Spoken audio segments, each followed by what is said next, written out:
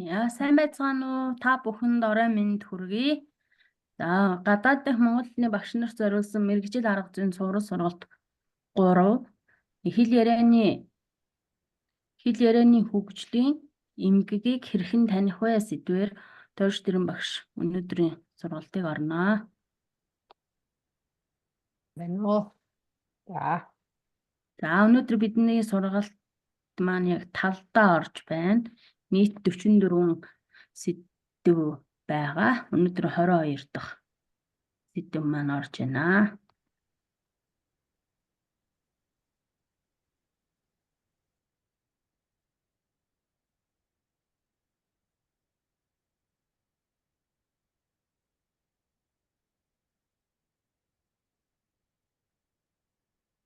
За, миний дэд харагдаж байна уу?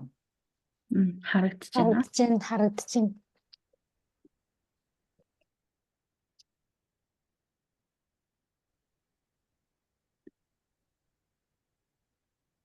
За, бүгдээрэнд миний өдрийн мэндийг хүргэе.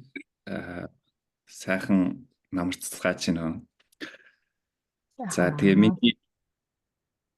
миний сургалтын сүүлээсээ 2 дахь сургалт байгаа бах тий. Тэгэхээр ирэх 7 хоног, тэдний дараагийн 7 хоногт бол хамгийн сүүлийн сургалтаа орно. За, тэгээ өнөөдрийн сэдэв маань хэл ярианы хөгжлийн эмгэгийг хэрхэн таних вэ гэдэг сэдвийн хүрээнд ярина. Тэгээ хамгийн сүүлийн сэдв бас яг тусгай хэрэгцээд шаардлагатай хүүхдүүдийн хэл ярианы хөгжлийг хэрхэн дэмжих вэ гэдэг сэдвээр ороод ерөнхийдөө миний орох хэсэг бол дуусж байгаа. За, тэгэхээр өнөөдрийн сургалтаар болохоор хэл ярианы хөгжлийн эмгэг гэж юу хэлдэг.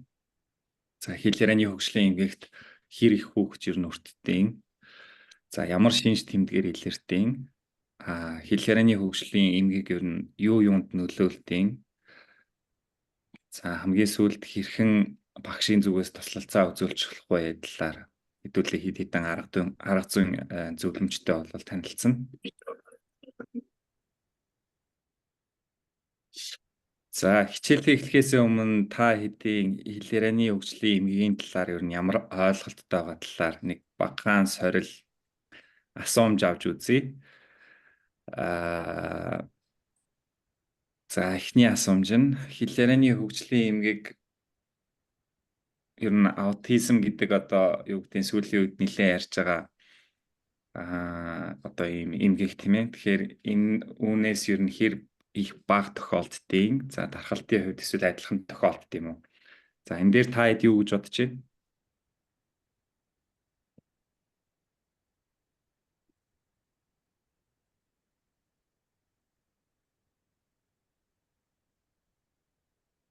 За, адил хувилбарыг зөв гэж бодож байна. Бэ баха. Аутизмос их бахаа л гэж бодож шүү дээ. Ер нь бол хар багын л юм сонсоод л эсэд хэл ярианы хөгжлийн тухай ангид одоо дунд сургуульд хүүхэд байх 2 3 хүүхэд тийм юутай хэл ярианы хөгжлийн эмгэгтэй л байсан. Би бол бэд гэж үзэх юм байна.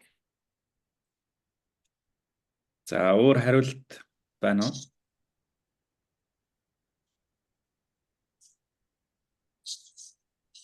Саналыг бэ баха гэж бодож байна.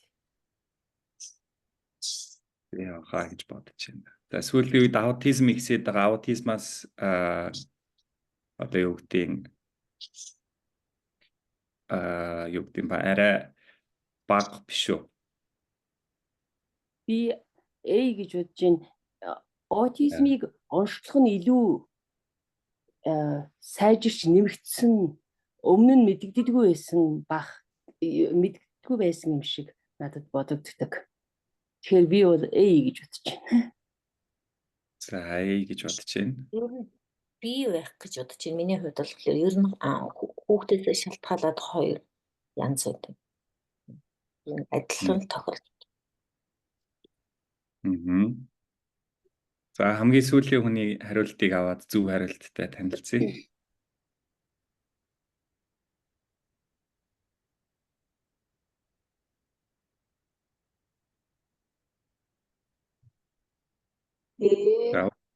Бас вэж байж болшгүй л юм. Яагаад гэвэл бид нэр аутизм гэж айгаад байгаа бол чи үүний ирэг дээрээ магадгүй аутизмаас ч илүү энэ аюултай байж болох юм аа гэж бодож байна. Тийм учраас БВ2 байж болох юм уу л гэж би дотор бодож байна. За баярлалаа. Тэгээд зөв хариулт нь бол ер нь аутизмаас их тохиолддог гэж бол үздэг. За тэгэхээр яагаад их тохиолдож байгаа талаар өнөөдөр хэдүүлээ хичээл дээр танилцсан. За хоёр дахь асуулт. За хэл ярианы хөгжлийн эмгэгийн илрэх шинжүүдээс дараах хувилбаруудаас аль нь зөв вэ?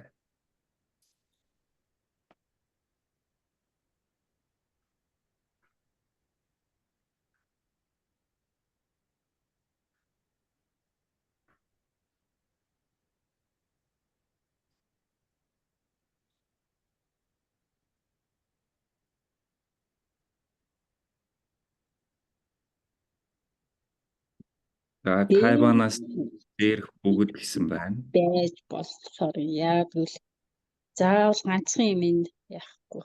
Бүгдээр нь нөлөөлж болзошгүй. Аха.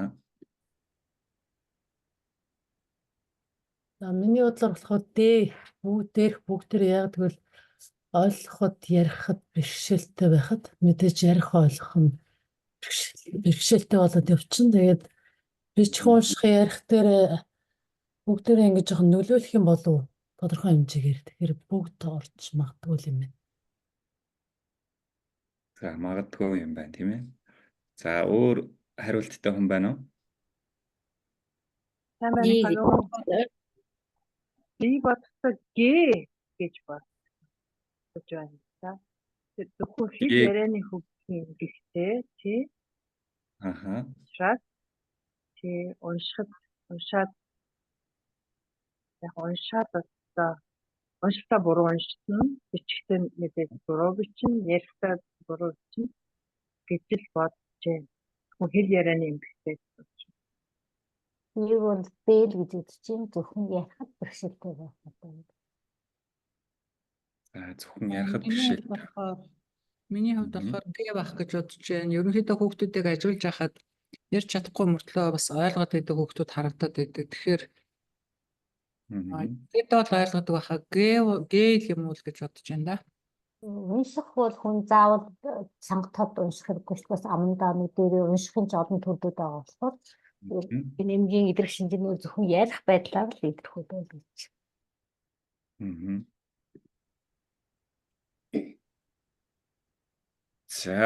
За баярлалаа бүх хариулсан хүмүүсүүдэд. За тэгээ зөв хариулт нь бол дээрх бүгд байгаа.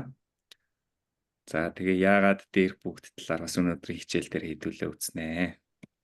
За гурав дахь асуулт. За хэл ярианы хөгжлийг хэн оншилдог вэ? Одоо Улаанбаатарт бол гээ гэдэг хүн. Үгүй гээ гэдэг хүн гинэ хэл яриа засалж. Манай сошиалаар хайгуу хэл яриа засалчид би болчихсон шүү дээ. Хэдэн газар бас очиж үзсэн шүү. Тийм миний логопед буюу одоо хэл яриа засалж сүүлийн үед л болоод тэгээд хуучин бол энэ л хүмүүс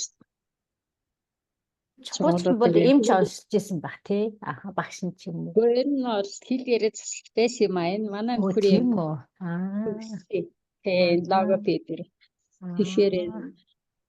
ингэдэг байсан. Тэгээд тэрийг мэдгүй хүмүүс бас юутай их самуурууллаа л гэдэг байсан. Тий. Зөв. Сонирхолтой асуултууд энэ хайр. За өөр хариулт хэлэх хүн байна уу? Багш яагаад оншиж болохгүй байгаа юм бол эмч яагаад? багш гэдэг. Миний хувьд багш юм уу эмчил байна юм шиг санагдаж байна. Яагаад тэгэхээр оншил ихтэй одоо энэ ямар нэг асуудалтай байна. Энэ одоо чижигдүүл гэх юм уу тийм ээ. Тэгэхээр багшд Миний бодлоор эмч юм шиг. За миний бодлоор болохоор хэл яриа засалч ерөнхийдөө онцлох баг. Гэхдээ онцлохын өмнө тодорхой мэдээллийг тухайн багшаас эсвэл одоо эмчээс Хэрэв хүүхд үнэхээр сэтгэл судлалын талаар ямар нэг асуудалтай бол сэтгэл судлаачаас тодорхой хэмжээний мэдээлэл дээр суурлаад, тулгуурлаад тэгээд ерөнхийдөө бол яг бүрэн онцлохыг бол хэл яриад засалж хүн маань гаргах болов гэж бодож байна. Яг хөө багш эмч сэтгэл судлаачдын одоо мэдээллийн үндсэн дээр юм уу да. Тий. За миний хувьд болохоор ер нь эмчийн онцлогоогоор л нотлох байх гэж бодож байна. Миний бодлоор ч гэсэн ер нь эмчийн онцлогоогоор тэгээ хэл яриа засалчвал тэр онцлогдсон хүүхдийг бол засах байх л гэж бодож байна. За ойлголоо. Би За, нэг хэлээд багшаа За. багш хүүхдүүдтэй ажиллаж байгаа ажиглалтан дээр үндэслээд ээж аавтай нь ярилцаад ер нь ямар байдалтай байгаа нь гэртээ яадгийн ангитай юм байна гэдгийг нь эхний өөрийнхөө одоо ажилласан туршлага дээр үндэслээд та нарт санал байна уу? Одоо бид нэр ингээд тусгай сорил өгүүлэхээр гэдэг юм уу одоо энэ хүүхдийг шалгуулах юм санал байна гэдгийг багш нь эхэлж гаргадаг.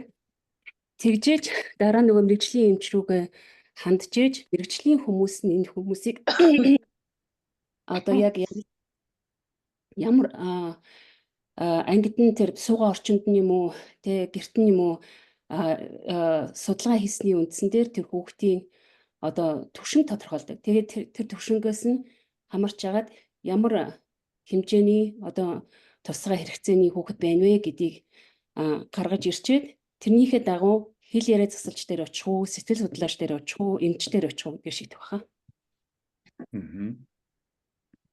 За баярлалаа. Энэ чатан дээр бас хүмүүсүүд хариулсан байна. За тэгэхээр зөв хариулт нь хэл яриа засалж байгаа. Тэгэхээр бас яагаад хэл яриа засалж хүн онш тавьдیں۔ Талаар бас өнөөдрийн хичээл дээр бол үзнэ. За тэгээ сая хүмүүсүүд бол саналаа хэллээ тий. Асуулт бол оншилдог вэ гэсэн тий. Тэгэхээр илрүүлэх, шинж тэмдгийг ажиглах, анзаарах тийм ээ. Тийм зүйлс дээр бол багш нар за сэтгэл судлаачд бол ерөнхий үнэлгээ дээр бол хийх боломжтой байдаг. За гэхдээ яг эцсийн нарийн бүрэн оншиг бол хэл яриа засалж тавьд юм байна. За тэгээ мөн энэ бас улс орон болгонд бол харилцан адилгүй. Жишээлбэл Монгол улсад одоо яг хэл яриа засалчаар мэрэгчлэн бэлтгэдэггүй, тийм ээ ангаахын мэрэгчлэн одоогор бол байхгүй байна. Хуучин болвол 90-ад оноос өмнө Оросын албаны улсад цогцолзууч гэж болоод мэрэгчлэнээр бол бэлдэж аваад энэ хүмүүсүүд бол илүү одоо сургам заа харах талтай бол ажиллаж исэн. Гэхдээ одоо бол барууны нийгэмд энийг бол илүү бас ангаах талдаа хөгжүүлээд энэ хүмүүсүүдийг бол бүрэн дүүрэн онш тавьдгаа гэдэг лиценз олгодог ийм нарийн мэргэжил болж хөгжсөн байгаа. За дараагийн асуулт. За нэг хоёр үнэн худал талаар хэдүүлээ нэг хоёр асуултан дээр ажиллая. За тэгээ хичээл рүү орцгоё. За эхнийх нь хоёр болон түүнээс дээш хэлний орчинд өсөж байгаа хэл ярианы хөгжлийн эмгэгтэй одоо хүүхдийн чадамж бол улам мууддаг. Үнэн үү худал уу? Бодлаа гэж бодчих. Харин ч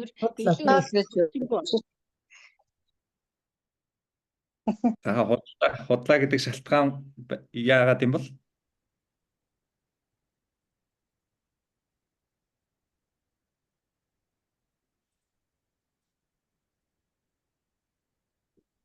Хүмүүс болохоор хоёр ч юм уу түүнээс олон хэлтэй орчинд одоо өөрийн хэлээр оюуны айгүй ачаал хэлтэй олж магадгүй юу яах гэж боддоо шиг байгаа. Муулна гэж боддог. Миний бодлоор ингээ хүүхдүүдийг харж байхад улам илүү их оюун нэгэсэндээ төлжиж одоо яадин тий хөгждөг гэж бодоод идэв шүү дээ. Тийм болохоор энэ яриа бол худлаа ахаа л гэж. За Миний бодлоор бол нөгөө нэг зарим хүүхдүүд хэл ярианы эмгэггүй хэрнээ хэлд ордоггүй одоо нэг 2 3 нас хүрээд ээж аав нь санаан зовоод хэл судлаач дээр хэл засалч дээр очдог. Тэгэхээр яг нөгөө хүүхд тархинда хэлийг боловсруулж идэх юм болов тэгээд тэрийгэ гаргах гэж нэлийн уддаг. Тэгэхээр ээж аавд их зүгээр хэл ярианы эмгэггүй хэрнээ ярьдаггүй тийм тохиолдол маш их байдаг. Би бол нэлийн харж ирсэн. Тэгэхээр ерөнхийдөө бол магадгүй үнэн байж магадгүй гэж би бодод байна л да. Хэл За ярианы тий. Эмэгтэй хүүхдийн ярианы чадвар бол нутагч Эмэгтэй магадгүй хүүхдийн юм. чадвар. Тий. ааха. За Би өөр ч хариулт би ч гэсэн отгоо багштай санал нэгтэй энэ бид нар чинь хэл ярианы хөгжлийн эмгэгтэй хүүхдийн тухайд ярьж байгаа учраас Тийм байна. угаасаа эмгэгтэй хүүхдүүд нэг хэлэн дээр бэрхшээлтэй байхад хоёр өөр олон хэл үзэхээр тэднэрт улмал хэцүү хүнд байна. Тийм учраас би үнэн гэдэг дээр нь үнэн гэдгийг зөв гэж бодож байна. За тэгэхээр хариултыг харъя. За хариулт бол худлаа. За яагаад энэ талаар бас хичээл дээр үзнэ. За хоёр дахь асуулт. За хэл ярианы хөгжлийн эмгэг нь бусад онош эрүүл мэндийн нөхцөл байдалтай шууд холбоотой байдаг ба хавсран тохиолддог. Үнэн үү худал уу? Энэ харин үнэн байж магадгүй баха. Тийм хэл ярианы хөгжил. Одоо жишээ нь ослог эмтэл мөртөл болчихвол хүний нөгөө ярих марих юм уу чинь нөлөөлдөг байж магадгүй баха. За итгэлгүй байна. Багшаас сонда. Миний хувьд бол үнэн гэдэг дээр. Яагаад гэвэл сонсголын бэрхшээлтэй хүүхдүүдийн хэл ярианы чадвар ус зарим үе бас сул байдаг тийм ээ. Ер нь бол бас унш эрүүл мэндийн нөхцөл байдалтай холбоотой л гэж үнэн гэж бодож байна. За би бас үнэн гэж бодож байна. Нэгэнд одоо тэр хүүхд бас нэг жоохон өөр нэг эмгэг шинжтэй болвол энэ хүүхд бас асуудалтай л байгаа шүү дээ. Тийм учраас жоохон хүнд болов. Тийм болохоор ийм байж болох юм аа гэж холбоотой. За чатан дээр ирсэн хариултыг. За ихэнх хүн үнэн гэж бодож байгаа юм байна тий. За хариултыг хэдүүлээ харцгаая. Энэ худал байгаа. За яагаад худлын талаар үнэн тий. За тэгэхээр хэдүүлээ нэг 5 асуултанд хариулаад үзлээ. Тэгээ хүн болгон бас янз бүрийн одоо мэдлэгийн түвшинтэй хариулттай байна. Тэгээд энэ талаараа бас хэдүүлээ мэдлэгээ зэгцлэх ойлголтоо тэлэхдээ өнөөдрийн хичээлээ орё. За Хэл яриа харилцаа гэхээр бид нар бүгдээрээ эхний хичээлээс ахуулаад ярьсан тийм ээ. Маш төвөгтэй өгөл явц. За тэгэхээр энэ маш олон зүйлс ордог. Хинтээ ярьж байгаа анзаарах тийм ээ. За анхаарал төвлөрөх сонсох чадвар, за үгсийг сонсоод ойлгож байгаа чадвар, өгүүлбэр ойлгох чадвар. За тэгээ дээр нь биеийн хилэмж тийм ээ. Одоо юу гэдэг нь нүүрний хөдөлгөөн, нүүрний хувирал, нүдний хөдөлгөөн ойлгох чадвар тийм ээ. За тэгээ дээр нь утга ойлгох чадвар. За юу хэлэх гэж байгаагаа мэддэг хэсэг орж ирнэ. За мөн хизээ хэлэх гэж байгаагаа бас мэддэг хэсэг орж ирнэ. За тохирох үгээ оноож чаддаг хэсэг орж ирнэ. За өгүүлбэр төрөл төлөөр нь тийм ээ бүтээж чаддаг хэсэг. За тохирох илэрхийлэл биеийн хилэмжийг буцаагаад ашигладаг хэсэг. Өгүүлэх хэрэгтний булчингуудын хөгжлийн хэсэг. За ингээд ярих тийм ээ. За тэгээд хамгийн сүүлдээ бүрэн дүрөө ойлгодог хэсэг ч гэдэг юм уу тий. За тэгэхээр дотроо ийм наривчилсан зүйлс бол явдаг бахан. Тэгэхээр харилцааны чадамж гэдэг бол хүн болгонд харилцан адилгүй. За хүний амьдралын хугацаанд бол одоо юу гэдэг нь өсөн нэмэгдчих болно, эсвэл одоо зогсонг байчж болно, эсвэл ухарчж болдог ийм бас төвхтэй үйл явц. Тэгэхээр яг аль тал дээр өөрийгөө харилцааны чадвар өндөр байгаа тийм ээ. Эсвэл сул байгаа гэдэг бол ийм олон зүйлсээс бол шалтгаалдаг байна. За тэгэхээр энэ бол мэдээж бага насны хүүхдийн одоо хэл яриа харилцааны хөгжил дээр бас давхар яригдана. Яагаад гэвэл тэнд суурь нь бүрэлдэж байгаа тийм ээ. За тэгэхээр нэр томьёоны хувьд хэдүүлээ ярив. За нэр томьёоны хувьд энийг тодорхой хэл ярианы согог гэж тодорхойлдог шинжлэх ухаанд. За тэгээд маш олон нэр томьёонууд бол бас яг ижил утгаар бол хэрэглэгддэг. За тэгэхээр англи хэл дээр магадгүй таны зарим нэг нь сонсч ирсэн баг. Specific Language Impairment гэдэг SLI гэдэг. За ялангуяа энэ англи хэлтэй орнуудад бол нэлээд бас ашигладаг нэр томьёо. За хоёрдугаарт нь language disorder гэж. За магадгүй одоо эмчнэрийн ч гэдэг юм уу сэтгэл зүйчдийн одоо эмгэг тодорхойлох тэр нөгөө өвчний ангилал, эмгэгийн ангилал дээр бол яг хэлний эмгэг гэдэг орцсон байдаг. За дараа нь яг ойлгох, илэрхийлэх хэлний эмгэг гэдээ бас тодорхойлж байна. Тэгэхээр ойлгох тал нь бас гэмтдэг юм байна. Сааддаг юм байна. За мөн илэрхийлэх тал нь бас сааддаг юм байна гэдэг ийм нэр томьёог ашиглаж байна. За хэлний бэрхшээл гэж бас бол тодорхойлж байна. Language difficulties гэх тийм ээ.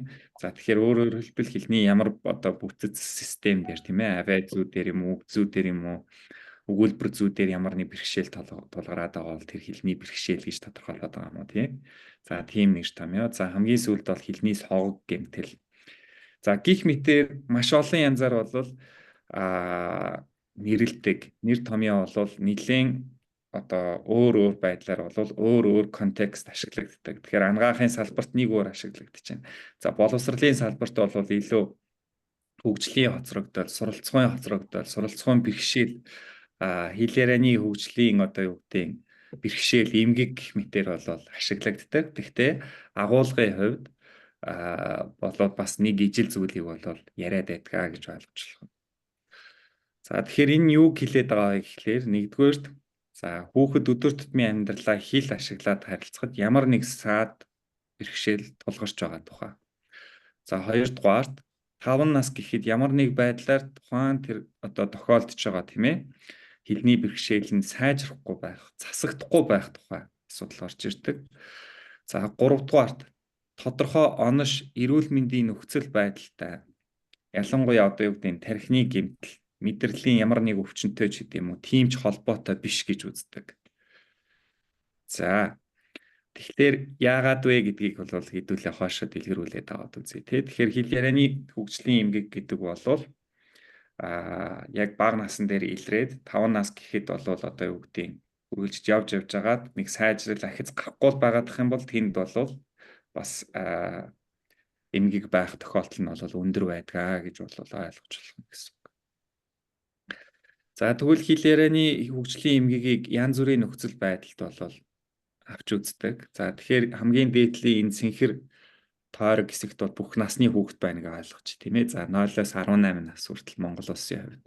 За эсвэл одоо юу гэдэг нь зарим улсын хувьд 21 нас хүртэл ч үгүй тийм үү тийм ээ. За хүүхдүүдийг багтааж авч үзье. Тэгэхээр дараагийн ногоон дээр бол тухайн хүүхдэд ямар хэл ярианы харилцааны хэрэгцээ шаардлага байна гэдгийг бол тодорхойлж гаргаж ирдэг. За тэрний дараагийн бөөрөнхийд бол яг хэл ярианы эмгэг гэдэг зүйл, language disorder гэдэг зүйлийг ярьдаг. За хамгийн сүүлд тэр DLD буюу хэл ярианы хөгжлийн эмгэг, developmental language disorder гэж. За ийм зүйлсийг бол ярьдаг. За тэгвэл энийг хэдүүлээ задлаад аваад үзье. За тэгэхээр нэгдүгээр хэл яриа харилцааны хэрэгцээнд юу орох вэ гэхээр мэдээж хэл яриа харилцаатай холбоотой хоцрогдлууд, бэрхшээлүүд орно. Энэ дээр ээрч гацх байд юм уу? Ямар нэг авиаг одоо буруу дуудаад байдаг юм уу? Сольж дуудаад байдаг юм уу, тийм ээ? За эсвэл одоо хэлд орохгүй байгаад хожуу хэлд ороод байдаг юм уу? За эсвэл одоо ямар нэг нийгмийн харилцааны одоо бэрхшээлтэй байгаад байдаг юм уу, тий? Нийгэмшиж чадахгүй ингээ ганцаараа тоглоод байдаг, ганцаараа энэ тэнд буланд очиж зогсоод байдаг ч гэдэг юм уу, тий? За тэр бол одоо ямар нэг хэл яриа харилцааны хэрэгцээ шаардлага дэмжлэг тухайн хүүхдэд бол зайлшгүй хэрэгтэй байна гэсэн үг байна тийм ээ.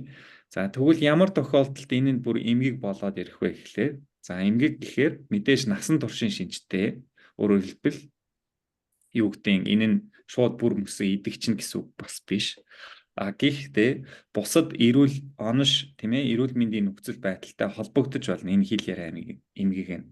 Тэгэхээр энэ юу гэдэг магадгүй одоо аваар осолд ороод тархитлагоогоо гэмтээлээ гэхэд одоо юу гэдэг хэл яриа хариуцсан одоо тархины хэсэг ямар нэг байдлаар гэмтэгч байт юм уу? Ойлгох, илэрхийлэх тал нь гэмтэгч байт юм уу тий? За эсвэл одоо юу гэдэг төрөлхийн одоо мэдрэлийн ч гэдэг юм уу, генетикийн ч гэдэг юм уу гаралтай одоо эмгэг өвчнөд байлаа гэхэд хавсраад хэл ярианы эмгэг дагалдаж бас болно гэдэг юм уу тий? За ийм зүйл бол яригддаг. За тэгвэл яг бидний өнөөдрийн сонирхоод байгаа хэл ярианы хөгжлийн эмгэг гэдэг дээр бол за энэ мэдээж насан туршид бол тохиолдно. За гэхдээ ялгаатай нь бусад онош эрүүл мэндийн нөхцөл байдалтай тэр бүр холбогдохгүй байж болдог гэсэн. Тэгэхээр тухайн хүүхэд одоо юу гэдэг ямар нэг тархитлагооны гэмтэл байхгүй, эсвэл одоо юу гэдэг мэдрэлийн ямар нэг одоо өвчлөл байхгүй, тий? Тэгсэн мөртлөө зөвхөн одоо юу гэдэг хэл яриа харилцааны одоо бэрхшээл одоо юу гэдэг хүндрэл саад болол тухайн хүүхдэд тохиолдох боломжтой ийм зүйл байна. Тэгэхээр энэ хоёрын ялгаа нь энэн дээрээ байдаг байна, тий? За тэгвэл ямар шалтгаантай байдаг вэ? За тэгэхээр нэгдүгээрт бол одоогоор шинжлэх ухаанд бол тогтсон шалтгаан бол байхгүй гэж үздэг. Тэгэхээр энэ нь яагаад байхгүй вэ гэж үзэж байгаа гэхээр шалтгаанууд бол маш олон янз байж болно. За тэр нь удам зүүн шалтгаан байх боломжтой, эсвэл орчны хүчин зүйлсийн шалтгаан байх боломжтой, тийм ээ. Эсвэл энэ хоёрын харилцан үйлчлэл бол бас байх боломжтой гэж бол үздэг. За хүчин зүйлсийн нөлөө мэдээж бол хүн болгонд бол харилцан адилгүй. Зарим нэг хүнд одоо юу гэдэг юм, тийм ээ, илүү генетик таланд хамгаалсан. За зарим нэг хүнд илүү одоо орчны таланд хамгаалсан ч гэдэм үү, тий. За юу гэдэг зарим нэг хүнд одоо юу гэдэг магадгүй одоо юу гэдэг бага насны одоо таагүй одоо гэр бүлийн орчинд өссөн ч гэдэм үү, тий. Тэр зүйл бол бас нөлөөлөх боломжтой. За мөн тухайн хүний тархины одоо тэр хил боловсруулах үед ямар нэг байдлаар заашгүй бол нөлөөлдөг гэж үздэг.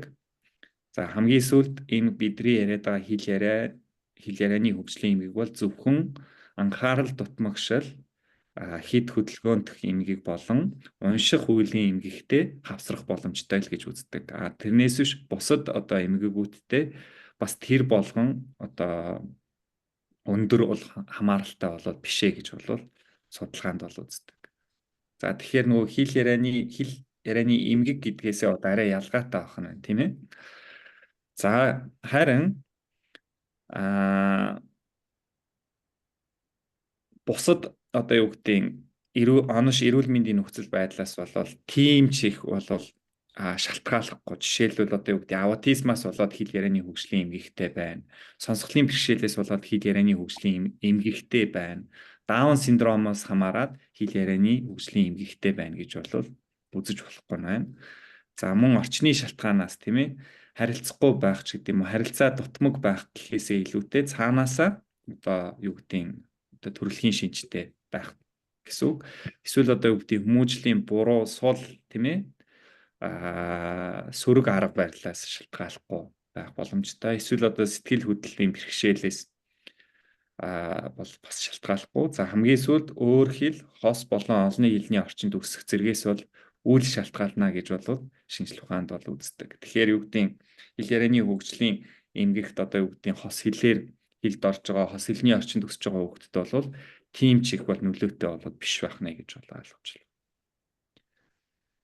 За тэгэхээр хэл ярианы хөгжлийн эмгэг ба гадаад хэлийг хэдүүлээ бага зэргийн дэлгэрүүлж яриа.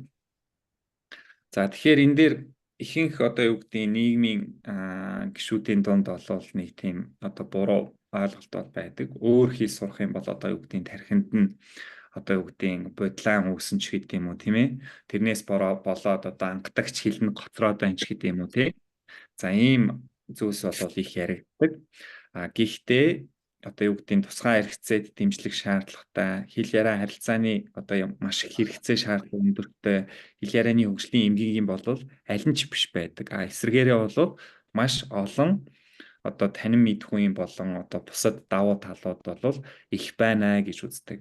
За яагаад гэдгийг бол хөдөлгөөний хамгийн ихний хичээлүүд дээр бол ярьсан тий. Хүүхэд бага насндаа ялангуяа 6 хүртэлх насндаа бол хэл сурах маш өндөр одоо тийм чадамжтай байдаг. Өөрөөр хэлбэл хэдэн ч хэл сурах тийм чадамжтай одоо хүний тархины тэр одоо хөгжих одоо өсөх, тийм ээ, тэр мэдрэлийн эсийн одоо тэр өсөх хөгжих тэр процесс бол маш түргэн явагдаж идэг учраас гаднаас одоо хүлээж авах тэр мэдээллийг бол маш сэргэг соргог бол хүлээж авдаг. Энэгээрээ бол бас ийм онцлогоо чадамжтай байдгаа гэж бол үздэг. За хоёрдугаарт хэл ярианы хөгжлийн эмгэгтэй болон хос хэлтэй бүх насны хүүхэд аль хэл дээрээ бол бэрхшээлтэй бол тулсаар байдаг.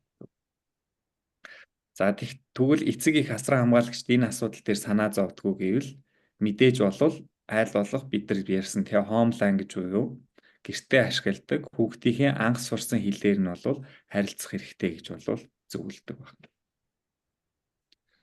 За тэгвэл энэ хөгжлийн эмгэгийн тархалтыг хэдүүлээ сонирхъя. За тэгэхээр бид нар бол юу гэдгийг аутизмын одоо хүрээний эмгэгтэй хүүхдүүд бол маш их байна. Сүүлийн үед гэсэн нийгэмд ихсээд байна гэдэг боловч за юу гэдгийг барууны нийгэмд бол ялангуяа хэл ярианы хөгжлийн эмгэг нь бол илүү байна гэсэн ийм судалгаа бол байдаг. За тэр дундаа бол сургуулийн өмнөх насны хүүхэд буюу 6 хүртэлх насны хүүхдэд бол энэ эмгэг илүү их илэрдэг гэж үздэг. Өөрөөр хэлбэл одоо юу гэдэг хэлний эмгэг тийм ээ, аутизмын эмгэг эсвэл одоо тэр эйро тийм ээ төрөлхийн сонсголын бэрхшээлтэй холбоотой тэр эмгэгүүдээс бол хамаагүй их хувийг бол эзэлдэг гэж үздэг. Гэхдээ хэрхэн яаж илрүүлэх тэр одоо юу гэдэг арга хэрэгсэл нь бол яг хөгжилтэй оронд бол их сайн хэдий ч хөгжил одоо юу гэдэг буурай тийм ээ, тийм орнуудад бол маш сул явагдаж байна. Бараг бол одоо юу гэдэг мэдэхгүйгээр илрүүлэхгүйгээр бол тухайн хүүхдэд бол явж байна гэдэг ийм судалгаа болоод байдаг. За Монголд бол бас энэ хоёрыг одоо юу гэдэг яг бас нарийн сайн оношлох, илрүүлэх тал нь бол одоогоор бол бас тийм сайн хөгжөөгүй. Өөрөөр хэлбэл хэл ярианы хөгжлийн эмгэгийг аутизмтай андуурах тохиолдлууд их бий. Аутизмыг тийм ээ шууд одоо юу гэдэг хэл ярианы хөгжлийн эмгэг байхад нь шууд аутизмгийн онш тавьсан ийм тохиолдлууд бол манай нийгэмд бол бүр маш их байдаг гэсэн үг. За тэгэхээр энэ бол ямар ч улс орноос үл хамааран бол тухайн одоо хүүхдүүдийн дунд бол 7.5% бол зайлшгүй ийм эмгэг бол тохиолж идэх гэж бол судлаачд бол үзсэн байдаг. Өөрөөр хэлбэл нэг 14 хүүхдийн нэгт нь бол байдаг. Нэг ангид нэг дор хаяж 2 хүүхэд тохиолдох магадлал бол өндөр байна гэж бол судлаачд нэг ийм тооцоо бол гаргасан байдаг. За хэдүүлээ яг энийг тодорхой улс орны жишээн дээр аваад үзвэл за жишээ нь Англи улсын жишээн дээр гэхэд тийм ээ. За мөн бас хэл ярианы эмгэг ямар хувийг бол эзэлж байгааг бол эндээс харж болно. За хэл ярианы эмгэг бол дангаараа 10%-ийг бол эзэлж байна. Гэхдээ энэний 7.6 тэрнээс дээш хувь бол яг хэл ярианы хөгжлийн эмгэг буюу DID хүүхдүүд байна гэсэн ийм тооцоог бол гаргасан байна. За тэгээд тэрнээс доошоо бол одоо юу гэдгийг одоо тийм дан төрлийн эмгэгтэй доголдолтой тийм ээ. Тийм хүүхдүүд тэрний араас одоо суралцах бэрхшээлтэй хүнд хэлбэрийн одоо анхаарал төвлөрөлт хэд хөдөлгөөнд эмгэгтэй. За тэгээд аутизмын эмгэг бол орж ирж байгаа ийм дүр зураг бол байна. Тэгэхээр энийг яагаад авж байгаа гэхээр ийм зураглал бас бусад улс орнуудад бас ижил хэв шинжтэй байх магадлал өндрөө гэж бол судлаачд бол үздэг. Энэ хүний юу унтрааж болох болов?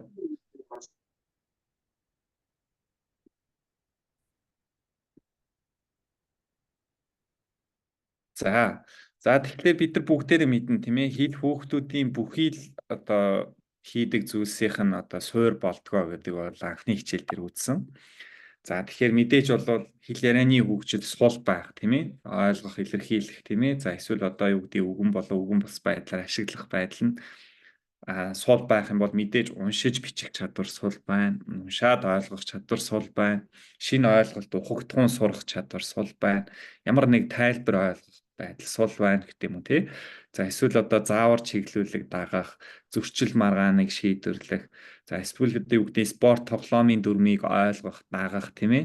За үе тэнгийнхэнтэйгээ харилцах, зөвшөлдсөх дээр бол шууд нөлөөлөх ийм боломжтой байдгаа гэсэн үг. За илүү хэдүүлээ өргөн хүрээнд нь авч үзэх юм бол мэдээж нэгдүгээрт бол нийгэм шиг тийм ээ, сэтгэл хөдлөлийн зохицуулалт. Өөрөөр хэлбэл сэтгэл хөдлөлийн одоо юу гэдэг үгийн сан тийм ээ, тухайн хүүхдэд бага байвал тэр хүүхэд сэтгэл хөдлөлөө зүгээр ойлгоод илэрхийлэх тэр чадвар бол шууд л буруу байх нэ гэсэн үг. Тэгэхээр шууд одоо юу гэдэг ууралд юм уу, шууд төрөмгийн зан авир гаргад юм уу, шууд одоо дайрд юм уу тийм ээ, ямар нэг сөрөг үйлдэл бол хийх нэ гэсэн үг. За хоёрдугаарт мэдээж тухайн хүүхдийн одоо хувийн зохион байгуул цахилгаан хотод болоод бас шууд нөлөөлнө. Би анх хэлсэн тийм ээ. Бас хэл ярианы хөгжил гэдэг бол хүүхдийн эс суртахууны төлөвшөлтөй шууд холбоо хамааралтай байдаг. Юуг болно болохгүй тийм ээ. Юу сайн муу, сайхан муухай гэдгийг хэлээр дамжуулж бас төлөвшүүлж өгдөг гэдэг тийм ээ. Гэж бол хэдүүлээ үзсэн. За дараа нь мэдээж бодож эргэцүүлэхэд бол маш чухал. Яагаад гэвэл хэлээр дамжуулж бид нар альва зүйлсийг эргэцүүлнэ, альва зүйлсэд дүгнэлт өгнө, үнэлэлт өгнө тийм ээ. За илүү бас өргөн хүрээнд одоо бодож сэтгэн тэгэхээр хэл болвол хүний бодох, эргэцүүлэх одоо үйл явцын чухал хэрэгсэл нь байна гэсэн үг. За мэдээж бол хүнтэй нөхөрлөх тийм ээ, найз нөхдийн одоо харилцаагаа удаан хугацаанд хадгалахад бол мэдээж хэл яриа харилцаа гэдэг бол чухал үүрэгтэй. За дараанууд мэдээж сэтгцэн эрүүл мэндийн байдлыг бол шууд илтгэж идэг. За гэхдээ одоо юу гэдэг мэдээж Монголд бид нар бас ярьдаг шүү дээ, хүнийг үгээр аалчч болно, үгээр бас амьдруулчих болно гэж ярьдаг тийм ээ. Тэгэхээр үг бол бас цагаа тулах юм бол хүнийг аалчч болдог ийм айхтар зэвсэг байх нэ гэж бол бас үздэг. Тэгэхээр хүнийг сэтгэлийг шууд өвхүүлж болдог. Хүний сэтгэл зүйд болоод маш сөргөөр нөлөөлж болдог байх нэ гэсэн үг. Мөн өөртөө харилцаан дээр хүртэл одоо юу гэдэг хэлээр дамжиж хүн өөрийгөө одоо байнга доош нь хийх, дорд үзэх тийм ээ. Одоо юу гэдэг өөрийгөө өөлөх, гоочлох, буруу шаах ч гэдэм үү. Ийм зүйлс бол их яваад ах юм бол тэр бас сэтгцэн эрүүл мэндэд нь сөргөөр нөлөөлнө гэж бол үздэг. За мэдээж зан төлөвтэй болоо шууд холбоотой. За би түрүүн энийг бол ярьсан. За ажил хөдөлмөр эрхлэлтэй мэдээж өөрийгөө зөв ойлгуулдаг, зөв илэрхийлдэг тийм ээ. Хаана хизээ яаж ярих уу гэдгээ бол одоо бас зөв мэддэг. Ийм байх юм бол мэдээж тэр тухайн хүнд одоо ажил хөдөлмөр эрхлэх тэр одоо үе таалга болцсон бол илүү бас өргөн байна тийм ээ. За хамгийн сүүлд мэдээж бас сурлага, эрдмийн амжилтын бол амжилтыг тодорхойлох бас чухал зэвсэг болж өгдөг байх нэ. За тэгэхээр хэл ярианы хөгжлийн эмгэгийг яаж таних вэ? Юугаар чиглүүлэх болох вэ? Багш нар юун дээр анхаарах вэ гэдэг асуудал мэдээж болоод гарч ирнэ. За нэгдүгээрт ерөнхий байдлаас бол мэдээж анхаарал, сонсох чадварыг бол шууд ажиглаж болно. Тухайн хүүхэд анхаарал нь төвлөрөхгүй, давтаа хийгээд байх тийм ээ. Эсвэл одоо юу гэдэг нь шууд л ингээл яараал хариулах гад байх тийм ээ. За ийм байдал дээр бол бас ажиглагдах боломжтой. За зан төлөвийн хувьд юу гэдэг нь маш түрэмгий хандлагатай байх ч үгүй юм уу. За эсвэл одоо юу гэдэг нь нийгмийн харилцаа, найз нөхөрлөлийн хувьд одоо юу гэдэг нь өөрийгөө тусгаарлаад байх ч үгүй юм уу тийм ээ. За ярих илэрхийлэх чадвар дээр одоо юу гэдэг нь бас сул байх ч үгүй юм уу. За ойлгох чадвар бас сул байх ч үгүй юм уу тийм. За сурлага гэхээр мэдээж бүх хэл хичээл дээр бас төвшин нь ямар байгаа нь болоод бас шууд ажиглах боломжтой. За энийг илүү наривчлаад хэдүүлээ бас шинж тэмдгээр нь таних юм бол за бусдын ярьсныг бол тэр бүр бол ойлгодоггүй байх. За ярьсан ярианы бүтэц, чиглэл, логикийг хүлээж авахд бэрхшээлтэй байх. За өөрийн бодлоо эмхэлт цэгцэрэхэд ямар нэг хүндрэл учраад байх ч гэх юм уу тий. За богино энгийн өгүүлбэрүүдийг буруу дараалтаа илэрхийлээд байх. За үгийн сангийн нөөц бага байх, хэрэглэх чадамж нь одоо хязгаарлалтай байх. Өөрийгөө тайлбарлах тийм ээ, болсон үйл явдлыг хүүрнэх чадвар сул байх. За тухайн нөхцөл байдалд нь тохируулаад хилээ ашиглаад одоо ашиглах чадвар нь сул байх ч гэдэм үү тий. За тэгэхээр энийг тэгвэл яг хэлний төвшингүүд дээр хэдүүлээ бас ахаад дэлгэрүүлээд аваад үзэх юм бол за анхны 1 дахь хичээл дээр мөн 4 дахь 5 дахь хичээл дээр бид нар энэ хэлний төвшингүүдийн талаар бол ярьсан тийм ээ. Тэгэхээр бид нар бүгдээрээ хэл зааж байгаа хүмүүс энэ хэлний төвшингүүдийг зайлшгүй мэдчих хэвээр тий. Тэгэхээр авай зүү тийм ээ. Үг зүү буюу дүрм, за үгийн сан буюу энэ vocabulary тийм ээ. За тэгээд өгүүлбэр зүй, за тэгээд одоо юу гэдэг нь тодорхой одоо их тийм ээ зохицолбор эсвэл одоо юу гэдэг нь хэрэглээ тал дээр тухайн хүүхд ямар байгааг бол талаас нь бас багш бол наривчлан харж тодорхойлж явах хэрэгтэй гэсэн. За жишээлбэл авайн тал дээр авайгаа буруу дуудаад байх, авай үсгийн нийцэл сул байх тийм ээ. За авайгаа сольж холиод байх асуудал ч гэдэг юм уу. За дараа нь бичигтэр юу гэдгийг үсгийн алдаатай бичээд байх, үг сонголт, өгүүлбэрийн алдаа одоо их байгаад байх ч гэдэг юм уу тий. За дүрмэн дээр юу гэдгийг үг холбож чадахгүй байх. За үгийн хувилал хэлбэр нь одоо буруу байх. За зарим тохиолдолд бүр орхиж гээх тийм ээ. За үгийн дараалал буруу байх ч тийм үү. За унших дээр уншсанаа ойлгохдоос бол байх ч тийм үү. Өөрөөр хэлбэл одоо юу гэдгийг нэг өгөгдөл өглөө тэр тухайн өгөгдлөө дүгнээд тодорхой асуултанд хариулцах чадахгүй байх ч тийм үү тий. За эсвэл одоо хийсвэр ухагдхуун ойлгох чадвар суулч байд юм уу тий. За дараа нь үгийн сан дээр мэдээж хилд хожуу орох ч гэдэм үү, цөөн үгийн сантай байх ч гэдэм үү, үгийн олон утгыг ялахгүй байх ч гэдэм үү, шинэ үг сурахад хэцүү байх ч гэдэм үү. За discourse буюу энэ одоо хэрэглээ талдаа тий аман болон бичгийн эсвэл одоо юу гэдэг тохио зангаа тэр үгэн бус харилцаан дээр ямар янз бүрийн нөхцөл байдалд яаж хэлийг ашиглаж чинь тий. Тэгэхээр үгсийг төлөөлүүлж хэтрүүлэн хэрэглээд авах ч гэдэм үү тий. Тэгэхээр одоо нэг төлөөний нэрээр одоо бусад олон зүйлсийг шууд төлөөлүүлж нэрлээд авах ч гэдэм үү. Эсвэл одоо ямарваа нэг зүйлд дүгнэлт хийх чадвар сул байх ч гэдэм үү тий. За гих мэтчлэнгээр хэлний төвшин бүр дээр бол багш бол ажиглалт хийх бол бүрэн боломжтой байдаг гэсэн. За тэгээд түрүүнийхээ хэдүүлээ энийг аваад үзэх юм бол энэ DLD-гийн талаар бол одоо яг юм шинжлэх ухааны үндэслэлтэй ийм судлаачдын нэгдсэн бол ийм платформ байдаг. За эндээс бол одоо бас яг энийг яаж одоо дэмжиж болох ийм хүүхдүүдийг яаж дэмжиж болох юм. За мөн одоо юу гэдэг одоо эмчнэр тийм ээ. За эсвэл одоо тусгай хэрэгцээ тийм багш нар сэтгэл зүйчд ямар байдлаар анхан шатны одоо илрүүлгийг хийж болох юм тийм ээ. Дэмжлэгийг үзүүлж болохын зэрэгэд бол одоо мэдээллийг бол энэ байгууллага дээр бол гаргасан байдаг.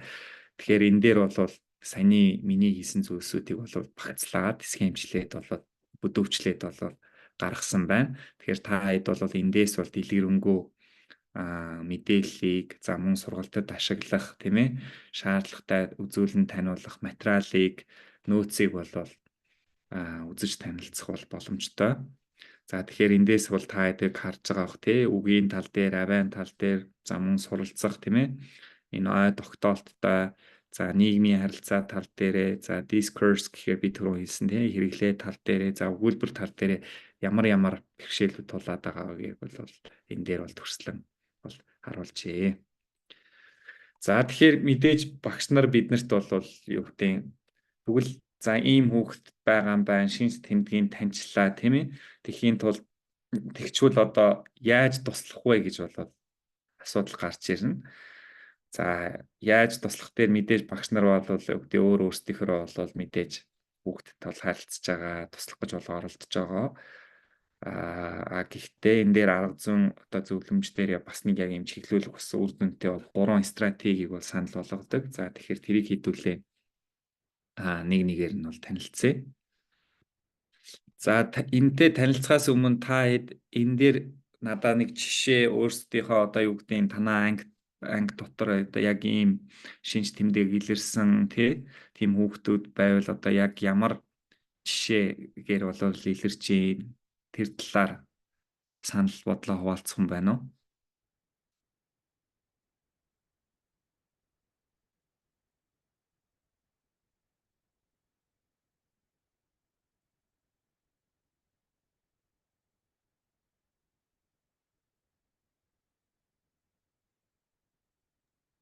За үгээ ерөөсөө үгийн хувьд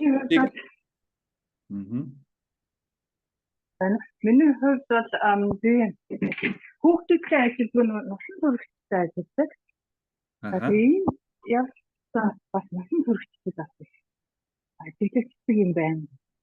За яагаад гэвэл одоо багтаас чи тал дээр одоо ажиллаагүй ч гэдэг юм уу, тийш анхаараагүй гэдэг юм уу, тэр ихтэй тэгээд насан туршсан. Тэгээд яг хичээл дээр одоо төрүүлж дуусах гэдэг яг өөрийнх нь юу болоогүй ах тий. Тэгээд энэ хүмүүс байж шүү. Яг харагдсан.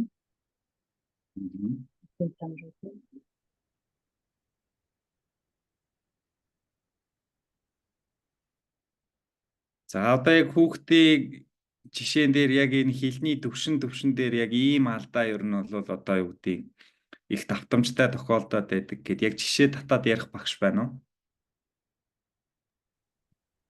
Сайн байна уу? Би Баян Улгийн аймгаас холбогдож байна. Энэ манай сургууль болохоор казак хүүхдүүдтэй. Тэгээ казак Аха. хүүхдүүд болохоор монгол хэл за яг монгол хүүхдийн төвшин заадаг учраас авиа дуудлага өгсөн тэр нийцэл нь бол нөгөө казак хүүхдүүдийн авиа дуудлага, монгол хүүхдүүдийн авиа дуудлага хоёр өөр байдаг. Жишээлбэл Ч гэсэн тийм нөгөө шаагсан шуугсан авиануудыг бол ер нь нэг жоохон юу хийдэг, зөрүүлж хэлдэг. Жишээлбэл одоо цаашаа гэвэл саашаа гэж хэлдэг жишээний. Тэгээд энэ хоёр одоо г хэлний тэр авиануудыг бол бас ингэж зөрүүлж хэлдэг. Тэрэн дээр бол нэг жоохон яаж ажиллах, яаж одоо нөгөө авиан дуудлагыг зөв хэлүүлэх вэ гэдэг дээр нэлээд анхаарч ажиллах шаардлагатай байгаа. За тэгээ бас аутизмтай хүүхэд бий. За тэр аутизмтай хүүхэд маань одоо бол 3 дугаар анги 10 настай. Гэвч хавсарсан бэрхшээлтэй гэж би мэдээ ойлгож байгаа. Тэр хэлд ерөөсөө хэлэхгүй байгаа, үгээ хэлэхгүй байгаа. Тэгээд одоо бол ажиглалтаас анзаарч харвал ер нь бол тэр хэл ярианы төвшин нь 1 юм уу 2 настай хүүхдийн дөнгөж аваа хэлж байгаа. Тэгээ тийм болохоор одоо нөгөө эцэг эхчүүд болохоор надаас юу хүсдэг вэ гэвэл энэ хүүхдийг ярьдаг болгоод өгөөч хэлгээд байгаа юм. Тэгээ би чухамдаа бол бас тэрэн дээр учир дутагдaltaй туршлага дутуу байна гэж би бас өөрийгөө ойлгоод байгаа. Тэгээ тэр авиан дуудлага бол ер нь ялангуяа одоо урийнхаа дөрвөд тэгээ тэр нөгөө хэл соёлын ялгаанаас шалтгаалаад авиан дуудлагууд яг бас нэлээд хэлэхэд хэцүү. Заахад бол нэг жоохон хүндрэлтэй юм шиг надад тэгж санагдаад байгаа. За.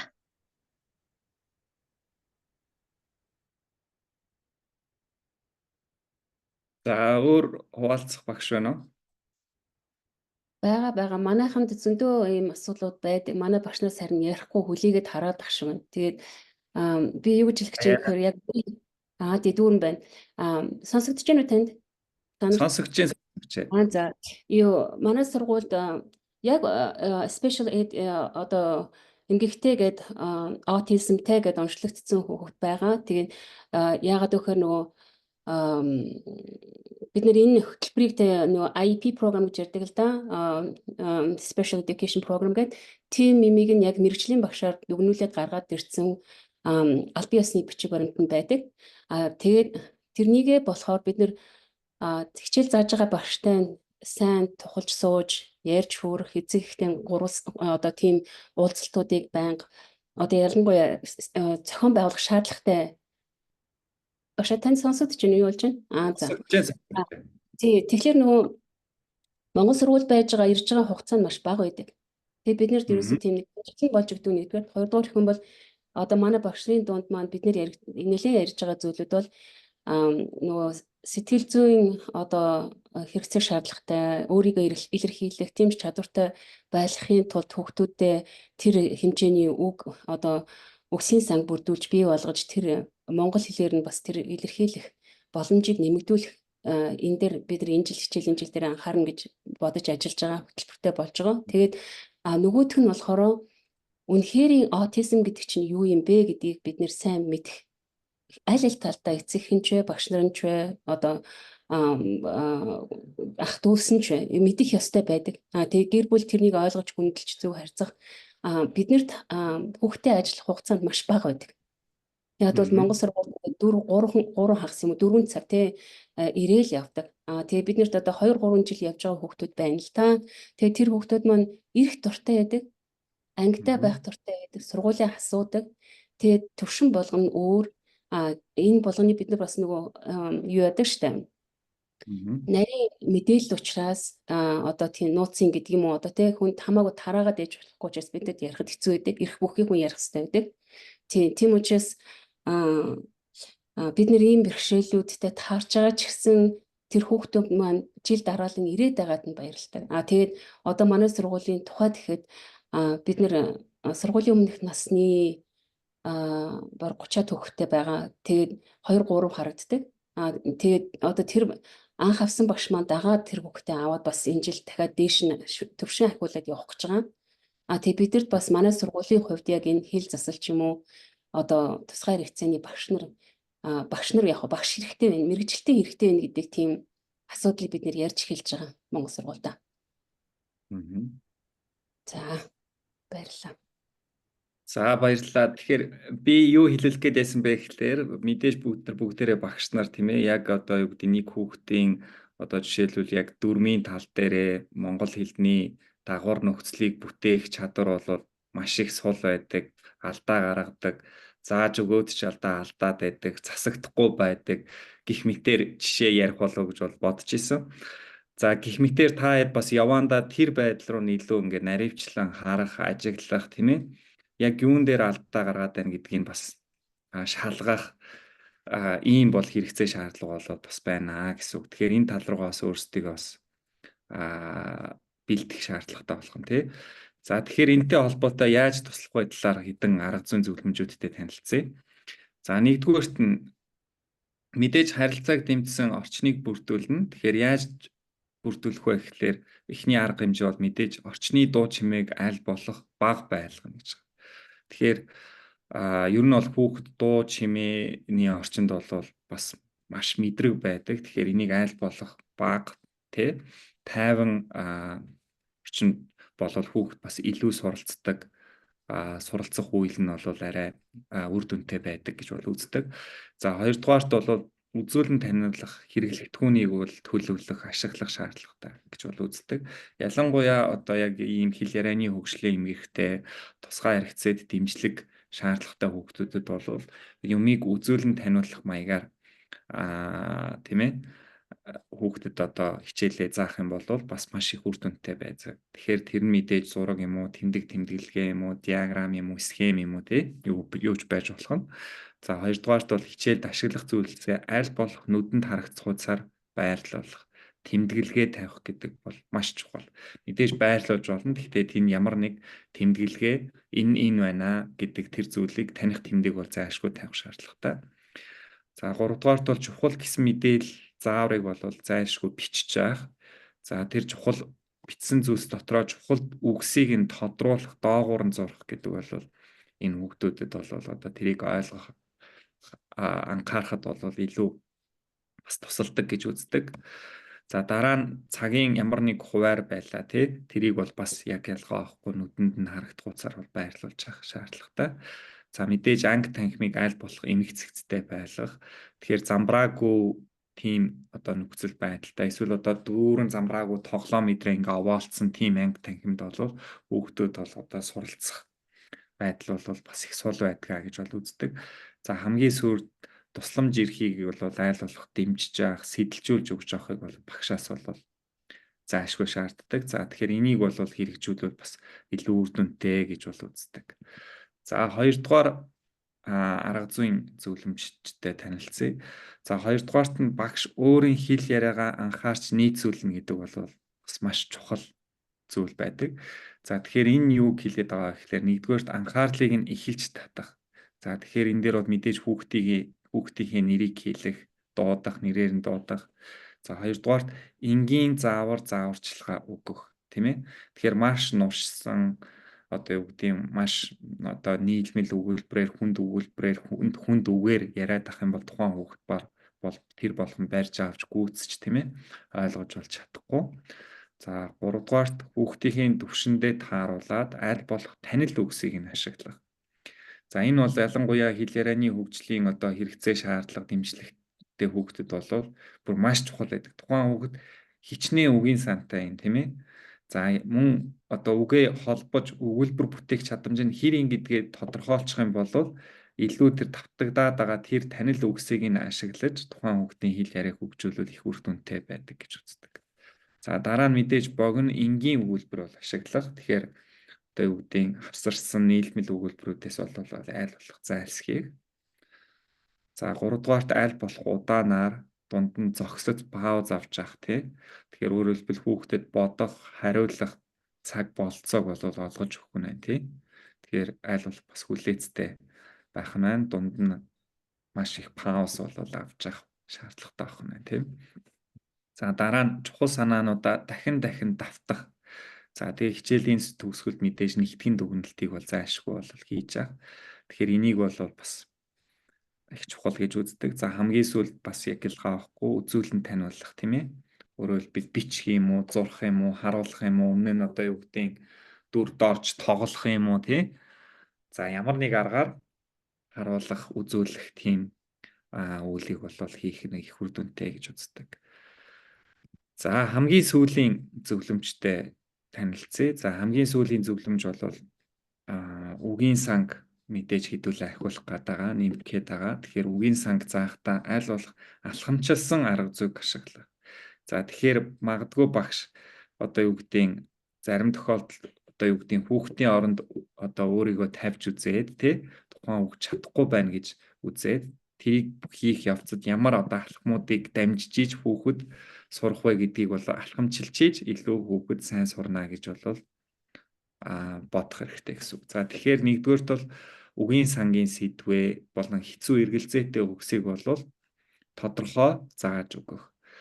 За жишээлбэл одоо юу гэдгийг одоо амтан ч гэдэг юм уу эсвэл одоо биеийн эд эрхтэн гэвэл нэг юм бүлэг одоо сэдвийн хүрээнд үгийн жагсаалтууд байж ах боломжтой. За эсвэл одоо юу гэдгийг хэцүү үгс гэд тодорхойлоод тэрэн дондаа одоо яг ийм үйл өгөөтийг жагсааччээд тийм ээ жишээ нь юу гэдгийг тодорхой ойлгох, хэлэлцэх, тайлбарлах ч гэдэг юм уу тийм ийм үгсүүдийг яаж таниулж ойлгох уу, яаж одоо юу гэдэг хэл ярианы янз бүрийн нөхцөлд ашиглуулах уу тий. Тэгэхээр баг-багаар нэг-нэгээр гэсэн үг байна тий. За мэдээж бодит жишээ бол байнга татах, баяжуулах. Хоёрдугаарт хүүхэд өөрөө тэр ашиглах боломжийг нь бүрдүүлж өгөх. Багштан ганц одоо яриад ашиглаад авах биш, хүүхэд өөрөө ашиглаад тэр жишээн дээр бол хилээд авах тий. Тэр нөхцөлийг нь бол бүрдүүлэх нь. За мэдээж үзүүлэн таниулах бас хэрэглэгдэхүүнүүд бол ашиглана. Карт байна уу? Эсвэл одоо юу гэдэг юм одоо янз бүрийн стикерүүд байна уу тий? Юу байх нь тэр тийм visual supports гэж хэлдэг тийм зүйлсийг бол их ашиглах нь. За дараа нь ямар утгатай яаж дуудагдж байгааг байнга тодруулах. За ингийн тулд нэгдүгээрт нь тухайн үгийг хүүхдийн одоо яг мэдэж буй өөр үгс болон сэдвүүдэд хэрхэн холбож байгаа. За тэгээ ашиглаж байгааг болоод байнга асуух тий. Жишээлбэл одоо юу гэдгийг тухайн хүүхэд за магадгүй одоо нэг 20 хүүхэдтэй нэг 4 настай хүүхэд ороод ирэх гэж бодъё л да. Тэгвэл тухайн хүүхэд тэр 20 үгээ одоо хооронд нь хэр холбож ашиглаад байна тий. Эсвэл одоо юу гэдгийг биеийн одоо хилэмжтэйгээ эсвэл гарын хөдөлгөөнтэйгээ ашиглаад хэр бас ашиглаж хилээд байна. За эсвэл ямар нэг одоо сэдвийн ч гэдэг юм уу ямар нэг нөхцөл тохиолдлын хүрээнд яг яаж ашиглаад байна. Тэр болгоныг багш бүрдүүлж өгөөд дэмжиж авах ч гэдэг юм тийм. За ийм зүйлс бол байх нь. За эсвэл одоо ялангуяа бага насны хүүхд бүр хилд одоо хожуу орж байгаа үг гэдэр байхгүй байгаа хүүхдүүд бол авиа дуурайх үгсээс эхэлдэг. Тэгэхээр авиа дуурайх үгс бол хүүхдийн одоо хилд орох үглийн хамгийн одоо эхний бас үе гэж үздэг. Тэгэхээр авиа дуурайх үгсийг зааж өгөх нь тий. Одоо юу гэдэг нохоо ховч гэдэг юм уу? Шувууг живч гэдэг юм уу? Эсвэл юу гэдэг муурыг мяам явч гэдэг юм уу? Ямарваа нэг осны чимээ эдрийг бас хилүүлж болох нь эсвэл одоо өөрийнх нь тоглоомыг нь төлөөлүүлж тэр авиаг дуурайлах ч гэдэг юм уу? Ийм байдлаар дэмжих юм бол бас тэнд одоо ямар нэг байдлаар багч гисэн ахиц үрдэн бол байна гэж бол хардаг. За хамгийн сүүлд бол ямар авиагаар тухайн үг эхэлж буйг асуух. За мөн хідэн үетэй эсхийг асуух. Бас ямар үгтэй ижил дуудлагатай зэргийг тодруулах юм бол одоо үгийн сангийн одоо юу гэдэг төвшин бол илүү дээшилний архина гэж бол үздэг. За тэгэхээр энэ аргууд бол яг ялангуяа хэл ярианы хөгжлийн эмгэгтэй эсвэл одоо эмгэгтэй гэж сэжиглэгдэж байгаа эсвэл тийм хэрэгцээ шаардлага, дэмжлэг шаардлагатай байгаа хүүхдүүдэд бол маш чухал гэж бол үздэг. За мөн мэдээж ялгаа авахгүй одоо хос хэлтэй хүүхэд эсвэл одоо юу гэдэг өв хэлтэй хүүхэд одоо хилээ эзэмшиж байгаа үед те ийм аргаар бас дэмжих юм бол бас маш эерэг үр дүнтэй гэж бол үздэг. За тэгэхээр энэ 3 аргаар бол бас та хэд хичээлдээ ашиглаад баяжуулаад үзээрэй. Тэгээд мэдээж бол та эднийг бол их бага хэмжээгээр бол ашигладаг баг. Гэхдээ цэгцэнд оруулаад илүү бас боловсронгуй болгоод ашиглавал бас үр дүнтэй болов. За ингээд өнөөдрийн миний хичээл бол дуусж байна. Тэгээд өнөөдрийн хичээл бол зөвхөн хэл ярианы хөгжлийн эмгэгийг яаж таних юм тийм ээ. За тэгээд дээр нь ямар шинж тэмдгээр илэрдэг. За тархалтын хувьд ямарын яаж туслалцаа үзүүлэхийн талаар нэг суур мэдэгдэхүүн ойлголттой болсон гэж найдаж байна. Тэгээд дараагийн хичээл дээрээ